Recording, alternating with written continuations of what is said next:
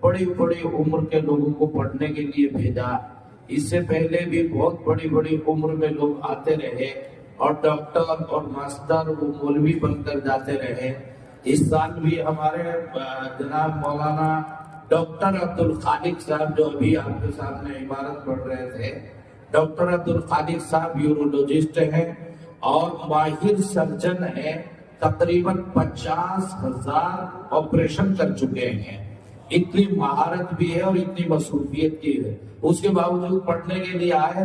آج مولوی پڑھ رہے ہیں. کھڑے ہو کر سلام کر کے دکھا دو ڈاکٹر صاحب. ڈاکٹر عبد الخالق صاحب ماشاءاللہ. اللہ تعالیٰ ان کے بھی علم و عمل میں برکتیں عطا فرمائے. ہم سب کو ان کی حرص کرنے کی توفیق عطا فرمائے.